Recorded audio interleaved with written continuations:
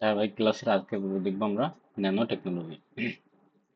তো nano technology কি?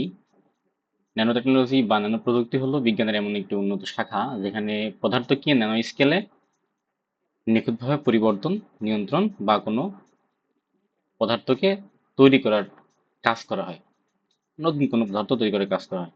সহজ কথায় অতি ক্ষুদ্র আকৃতির অণুপরমাণু নিয়ে কাজ করার বিজ্ঞানী হলো ন্যানো টেকনোলজি। তো 1 ন্যানোমিটার সমান 10⁻⁹ যেটা 1 মিটারের 1 মিটারে 100 কোটি ভাগের 1 ভাগ।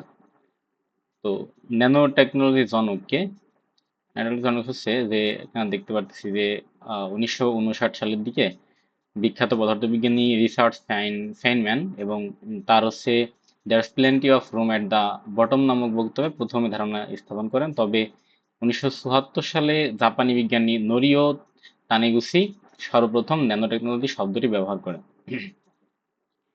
তো ন্যানো টেকনোলজি প্রযুক্তির পদ্ধতি দুইটা। এটা দুইটা অ্যাপ্রোচে কাজ করে। একটা হচ্ছে টপ ডাউন পদ্ধতি, যেটা এই পদ্ধতি কোনো একটি বড় পদার্থকে কেটে আহ, ভেঙে বা খোদাই করে ধাপে ধাপে ক্ষুদ্র বা ন্যানো আকৃতির রূপ দেওয়া হয়। যেমন মাইক্রোচিপ তৈরি করা। এটা আরেকটা পদ্ধতি হচ্ছে বটম আপ পদ্ধতি।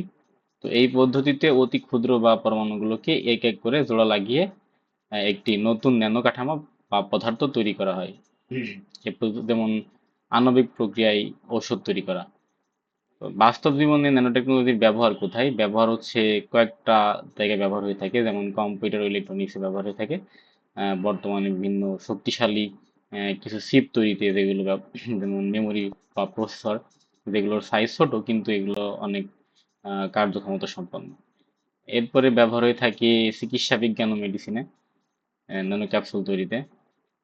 এরপর ব্যবহার হয় খাদ্য শিল্পতে, খাদ্যের স্বাদ ও গুণাগুণ ঠিক রাখার জন্য ন্যানো প্যাকেজিং করা হয় হচ্ছে, যা ব্যাকটেরিয়া প্রতিরোধী এবং খাবারকে দীর্ঘদিন তাজা রাখে। এরপর আছে জ্বালানি ও শক্তি তৈরি করতে। জ্বালানি ও শক্তি তৈরি করতে আমাদের প্রযুক্তি বর্তমান ব্যবহার হচ্ছে, টেক্সটাইল বা বস্ত্র শিল্প ব্যবহার হচ্ছে এবং খেলাধুলা ও ব্যবহার হচ্ছে। তো এই টপিকস থেকে যদি কোশ্চেন আসে এসএসসি পরীক্ষায়, তাহলে উদ্দীপক কেমন হইতে পারে? উদ্দীপক হইতে পারে যে, যেমন বলতে পারে যে 1 থেকে 100 ন্যানোমিটার স্কেলে কোনো অণু পরমাণু নিয়ে গবেষণা করা হচ্ছে, অথবা বলতে পারে যে অত্যন্ত ক্ষুদ্র মেমোরি চিপ বা প্রসেসর তৈরি করা হচ্ছে, কিংবা এমন কাপড় তৈরি করা হলো যাতে পানি বা দাগ লাগে না। তবে এই প্রযুক্তিকে আমরা ন্যানো টেকনোলজি হিসেবে ধরে নেব।